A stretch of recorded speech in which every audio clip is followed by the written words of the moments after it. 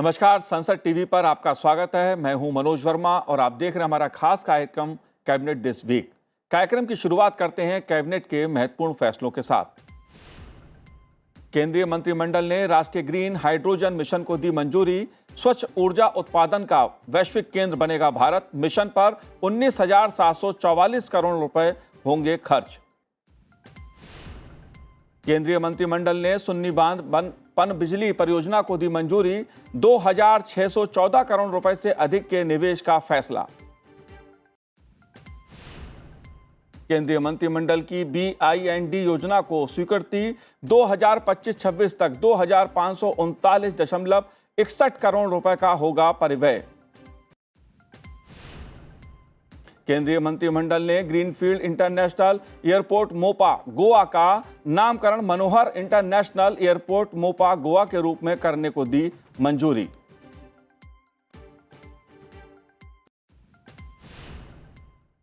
सबसे पहले बात प्रधानमंत्री नरेंद्र मोदी की अध्यक्षता में केंद्रीय मंत्रिमंडल से राष्ट्रीय हरित हाइड्रोजन मिशन को मिली मंजूरी की।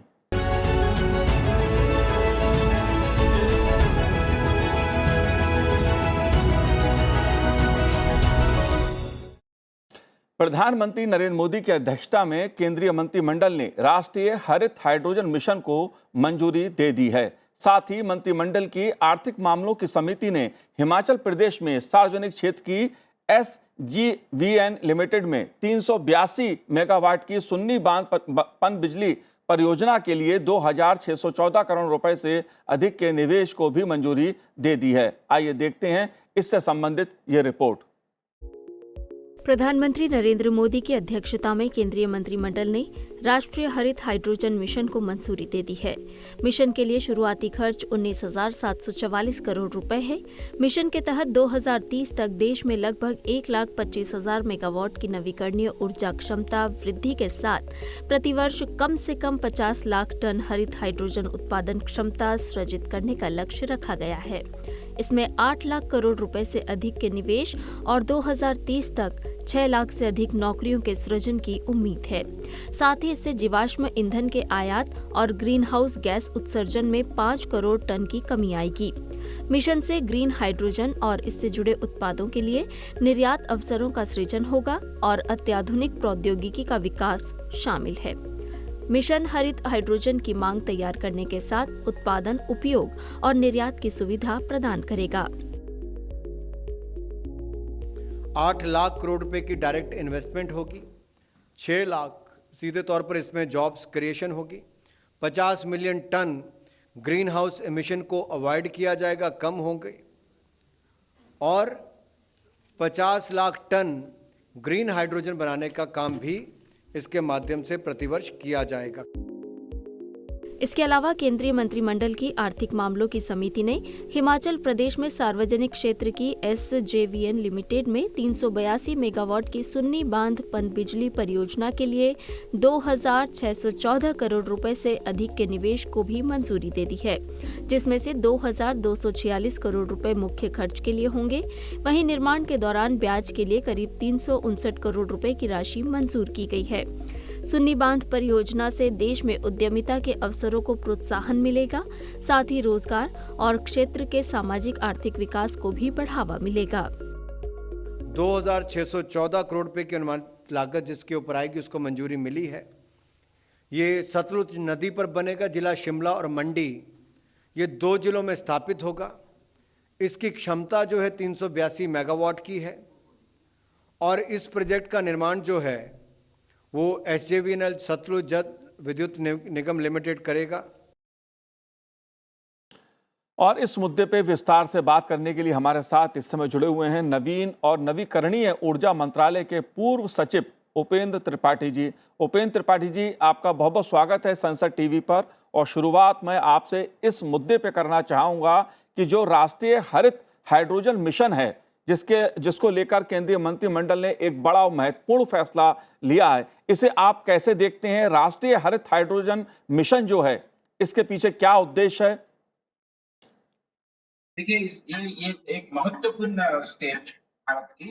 एक तो अभी इंटरनेशनल सोलर अलायंस और CDRI, भारत में जो दोनों संस्था बना है, उसके बाद भारत एक लीडर है दुनिया में, वो ग्रीन एनर्जी या global house, green climate crisis या क्लाइमेट चैलेंज या ग्लोबल वार्मिंग कम करने के लिए जी। भारत का एक लीडरशिप रोल है। इसी लीडरशिप रोल में ये एक संपूर्ण इम्पोर्टेंट पदक्षेप है, काफी बड़ी स्टेप है ये, क्योंकि अभी जो 500 गीगावाट हमारा non fossil fuel honourable prime minister announced, उसी के नजदीक ये ग्रीन हाइड्रोजन अभी काफी बड़ी चीज हो रही है, जो हमारे तीनों तरफ से हमें हेल्प करेगा। एक तो इसी जो प्रोजेक्ट 19,744 करोड़ की हुई है, इसी में जो साइट के लिए 17,490 है, पर सबसे इंपॉर्टेंट है इसमें पायलट प्रोजेक्ट्स भी है 1486 करोड़ की, और R&D है 400 करोड़ की, जिसमें रिसर्च एंड डेवलपमेंट होगा, जिस वजह से हम ज्यादा पैटेंट लेके हम दुनिया में एक इम्पोर्टेंट R&D ले सकते हैं, जहां हमारा ग्रीन हाइड्रोजन एनर्जी का एफिशिएंसी, स्टैंडर्ड्स, स्टोरेज प्रोसेस, और इसको ज्यादा से ज्यादा कैसे मोर एफिशिएंटली हम कर सकते हैं, कम पानी यूज करेंगे, वो सब हो सकता है। और एक मुख्य इसमें अलग है, अगर आप सोलर मिशन देखेंगे, जो पहले हमें सोलर मिशन से सोलर रिवोल्यूशन आया, सोलर पार्क्स बने, जी। इंडिया ने काफी प्रोग्रेस किया, 100 गीगावाट तक प्रोग्रेस किया। तो उसी में अभी देखिए वो जो R&D होगा, उसी में हम सिर्फ सरकारी R&D बना रहे थे, इसी में प्राइवेट और सरकारी दोनों मिलके R&D बनाएंगे। ये काफी बेहतर होगा।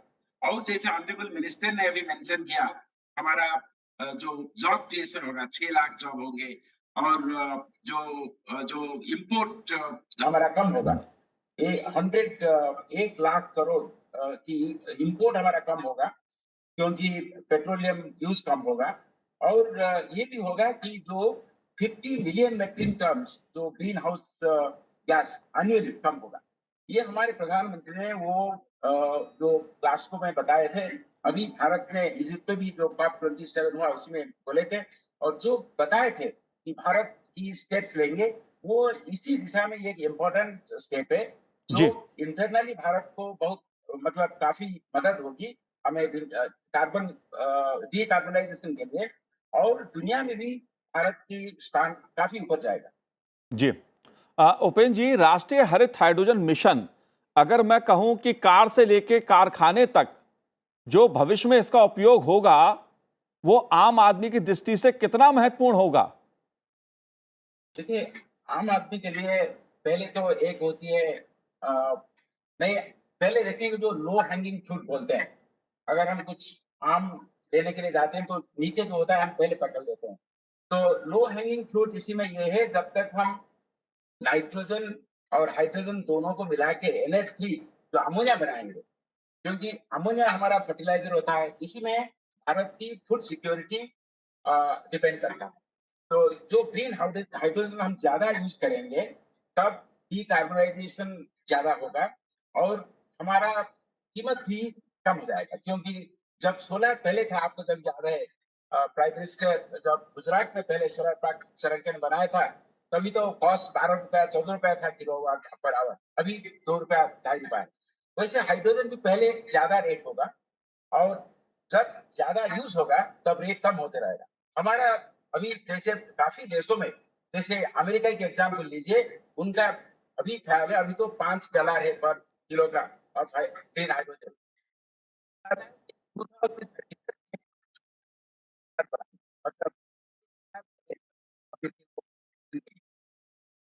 जी।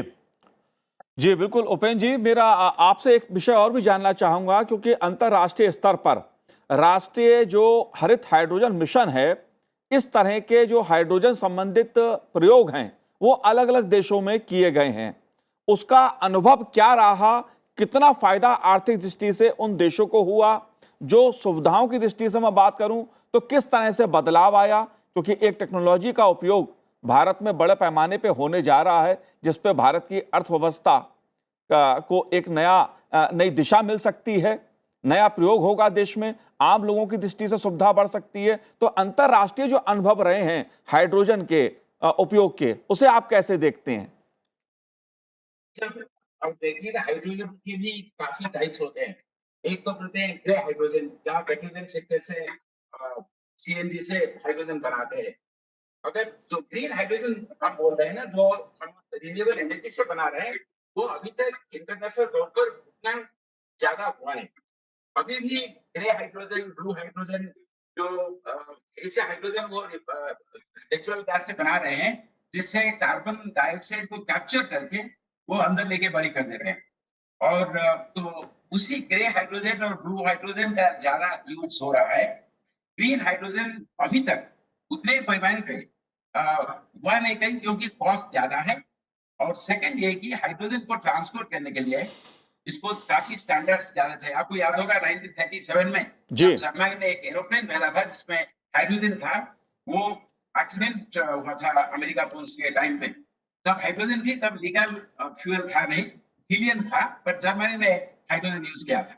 तब जो भी हो, इसी हाइड्रोजन को इकोसिस्टम डेवलप करने के लिए स्टोरेज होना चाहिए, ट्रांसपोर्टेशन होना चाहिए, प्रोडक्शन होना चाहिए। इसके लिए जो इकोसिस्टम होना चाहिए अभी वो हो रहा है। चाइना, कोरिया, फ्रांस, यूएसए, हर जगह पे अभी ग्रीन हाइड्रोजन के लिए काफी प्रचेष्टा चल रही है। और हर राज्य में वो चाह रहे हैं कि इकोसिस्टम करके ज्यादा यूजर्स यूज करें, ताकि हाइड्रोजन का कॉस्ट कम। जी उपेंद्र जी, बहुत बहुत शुक्रिया, बहुत बहुत धन्यवाद संसद टीवी से बात करने के लिए। तो इस कार्यक्रम में फिलहाल लेते हैं एक ब्रेक से लौटने के बाद बात करेंगे केंद्रीय मंत्रिमंडल द्वारा लिए गए एक और महत्वपूर्ण फैसले की।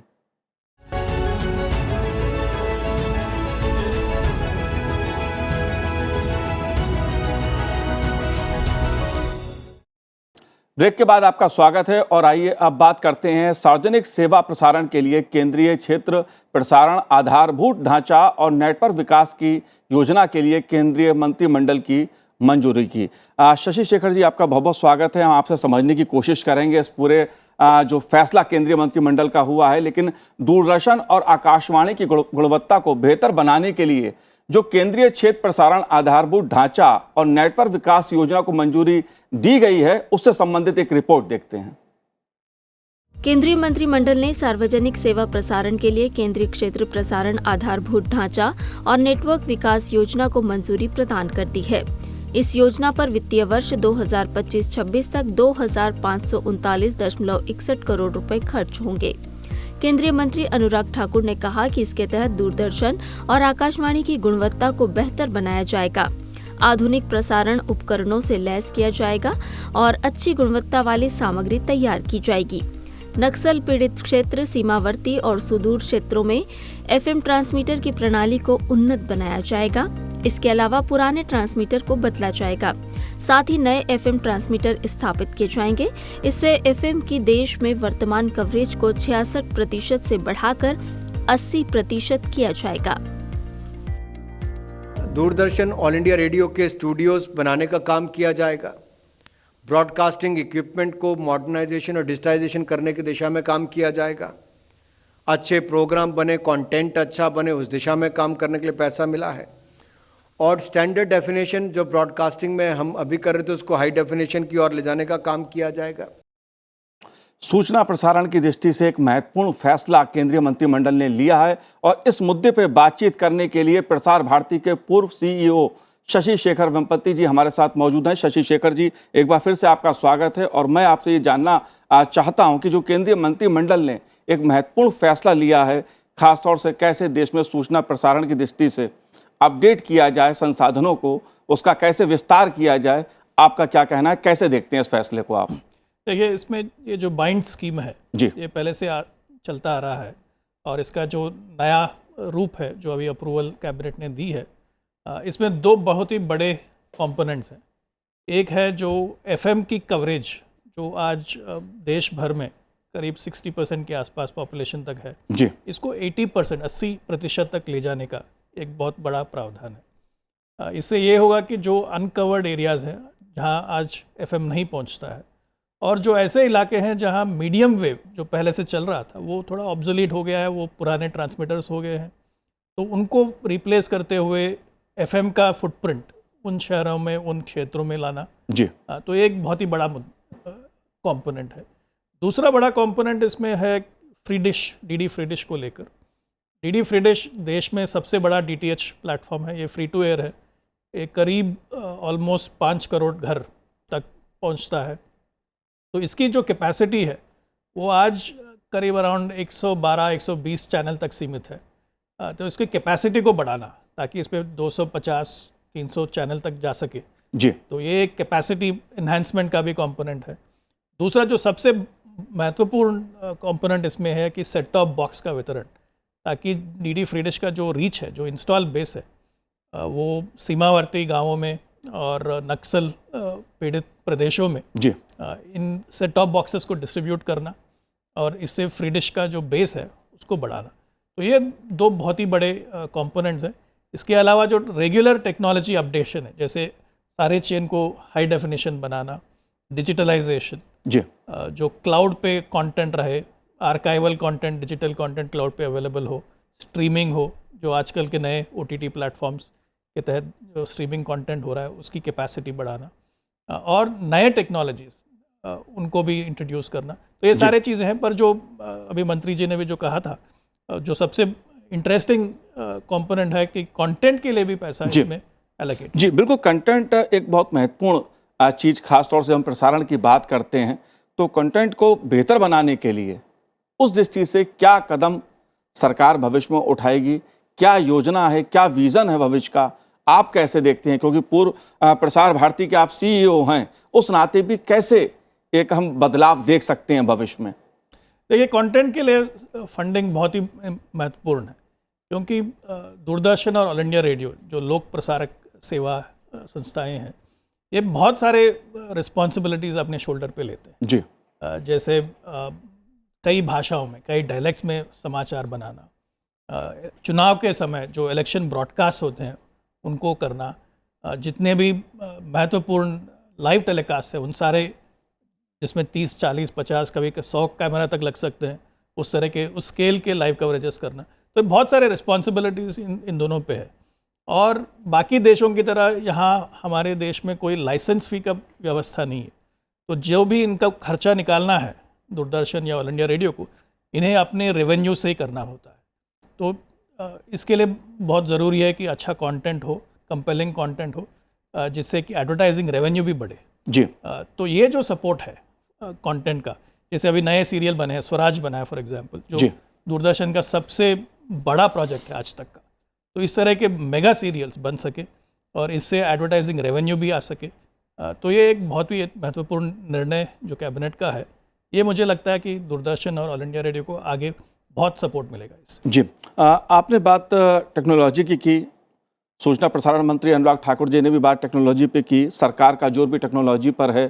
प्रसारण के क्षेत्र में टेक्नोलॉजी की भूमिका को आप कैसे देखते हैं? उस पर किस तरह के और हम टेक्नोलॉजी के जरिए यूज़फुल दर्शक की दृष्टि से कार्यक्रम हो सकें? सोशल मीडिया का ज़माना है, डिजिटल मीडिया का ज़माना है, उस दृष्टि से आपका क्या कहना है? देखिए, टेक्नोलॉजी बहुत ही फास्ट बदल रहा है और अक्सर मैंने देखा है कि जो सरकारी, जो पब्लिक इंस्टीट्यूशंस हैं, ये थोड़े पीछे रह जाते हैं और इनको कैचअप करने में काफ़ी समय लगता है। तो एक तरह से ये जो बाइंड स्कीम का जो विज़न बना था, जी, वो इस तरह का विज़न बना था कि हम कैचअप की जगह हम थोड़ा आगे निकल जाए टेक्नोलॉजी पे। तो कुछ जगह हम टेक्नोलॉजी को लीप फ्रॉग करें, जैसे क्लाउड बेस्ड ब्रॉडकास्टिंग। तो इस तरह के कुछ कंपोनेंट्स इसमें हमने शामिल किया था, ताकि टेक्नोलॉजी को हम हमेशा पीछे ना रह जाए, थोड़ा आगे निकल जाए।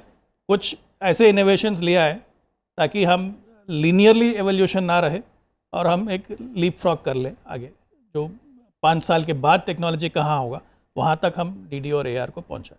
तो इस तरह की सोच गई है इसमें जी, और जिससे जिस तरह के प्रोजेक्ट्स इसमें से निकल कर आएंगे, वो मुझे लगता है डेफिनेटली दोनों DD और AR को टेक्नोलॉजी के रोड मैप पर काफ़ी एक्सेलरेट करके आगे ले जाएंगे। नेटवर्क विकास योजना को मंजूरी दी गई है। जाहिर सी बात है कि अगर हम बात सीमावर्ती क्षेत्रों की करें, खासतौर से जो हमारे सीमावर्ती इलाके हैं, पाकिस्तान से लगता हुआ इलाका या चीन से लगते हुए इलाके हों, जिस तरह के डेवलपमेंट देखने को मिलते हैं, उस दृष्टि से खासा महत्वपूर्ण सीमावर्ती क्षेत्र हो जाता है। साथ ही जो ग्रामीण क्षेत्र हमारा है, वहाँ पर उसके हिसाब से कार्यक्रम, उसके हिसाब से दर्शक वर्ग जोड़ा जाए, इस पहलू को आप कैसे देखते हैं?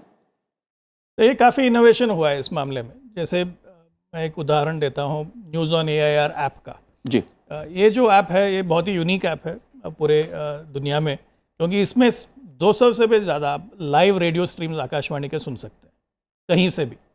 तो इसका एक इम्पैक्ट है कि ना सिर्फ भारत देश में लोग सुन रहे हैं, पर जो सीमा के उस तरफ के लोग भी हैं वो भी काफ़ी सुन रहे हैं। तो हम एनालिटिक्स डेटा हम मॉनिटर कर रहे थे कि पाकिस्तान से, नेपाल से, बांग्लादेश से, पूरे दुनिया से लोग हमारा कंटेंट को कंज्यूम कर रहे हैं। तो एक तरह से technology is enabling this kind of content consumption. दूसरा, आपने जो रूरल की बात की है कि रूरल के हिसाब से किस तरह का कंटेंट बनना चाहिए, तो कृषि दर्शन जो दूरदर्शन का बहुत ही पुराना प्रोग्राम है, बहुत ही पॉपुलर है, वो आज डिजिटली अवेलेबल है डीडी किसान के यूट्यूब चैनल पे और बाकी जितने भी दूरदर्शन चैनल्स हैं उनके यूट्यूब चैनल्स पे भी। तो एक तरह से मैं देख रहा हूँ कि आज लोग जो भी कृषि के लेकर कंटेंट है उसको ना सिर्फ दूरदर्शन पे टीवी पे देख रहे हैं, पर ऑन डिमांड डिजिटली कंज्यूम कर रहे हैं। और इससे एक अच्छा फीडबैक भी मिल रहा है दूरदर्शन को कि किस तरह के कृषि प्रोग्राम्स पॉपुलर हैं, किस तरह के कंटेंट रूरल जो यूथ है उनको एंगेज कर सकता है, उनको और मोटिवेट कर सकता है। तो ये एक फीडबैक लूप बन गया है डिजिटल और टीवी और रेडियो के बीच में। तो मुझे लगता है कि आगे जितने भी हम डिजिटल टेक्नोलॉजीज़ इम्प्लीमेंट करेंगे ऐप्स के द्वारा और यूट्यूब और सोशल मीडिया के द्वारा, इनसे जो फीडबैक मिलता है, फीडबैक लूप जो है, वो टीवी और रेडियो को इम्प्रूव करने में बहुत सहायक है। जी, शशि शेखर जी, कई बार ऐसी बात भी सुनने में आती है, चर्चा होती है कि जो रेडियो की रीच है उसकी रीच अधिक है और कहीं ना कहीं जो दूसरे माध्यम है प्रचार के, उसकी रीच उतनी नहीं बढ़ पाई है जितनी बढ़नी चाहिए थी। इन तीनों माध्यम के बीच, चाहे रेडियो हो, टीवी हो या डिजिटल हो, इसमें एक समन्वय रहे और रीच की दृष्टि से, क्योंकि एक बड़ा माध्यम है, सरकार की जो सूचनाएं होती हैं, जो आम लोगों से जुड़ी सूचनाएं होती हैं, कार्यक्रम होते हैं, उन तक पहुँचें, उस दृष्टि से एक समन्वय, इस दृष्टि से आप कैसे देखते हैं? क्योंकि सरकार एक बड़ा पैकेज, एक तरह से मैं कहूँगा, वो दे रही है और उम्मीद भी जाहिर तौर पे लोग करेंगे, दर्शक भी करेगा कि हमें अच्छे कार्यक्रम रेडियो पे, डिजिटल के जरिए, टीवी के जरिए देखने सुनने को मिले। ये बहुत ही महत्वपूर्ण सवाल आपने किया है। इसका हमने एक अप्रोच किया था सिनर्जी, कंटेंट सिनर्जी का। जी, मन की बात को ले लीजिए। मन की बात रेडियो का प्रोग्राम भी है, विजुअल प्रोग्राम भी है जो टीवी पे भी जाता है और विभिन्न भाषाओं में वो डिजिटली भी अवेलेबल है। तो ये जो समन्वय की बात आप कर रहे थे कंटेंट का, तो जब कंटेंट को हम कंसीव कर रहे हैं, हमें उसे मीडियम इंडिपेंडेंट तरीके से कंसीव करना चाहिए। मन की बात is the best example of that. इस तरह के और भी प्रोग्राम बने हैं, जैसे एक पावर ऑफ लिसनिंग करके एक सीरीज़ बना था ऑल इंडिया रेडियो पे, जो भारत देश के जो पुराने ट्रेडिशनल साइंसेस हैं, नॉलेज बेस है, उसको लेकर बना था। तो उसका एक पॉडकास्ट वर्जन भी होता था, उसका एक विजुअल वर्जन भी होता था।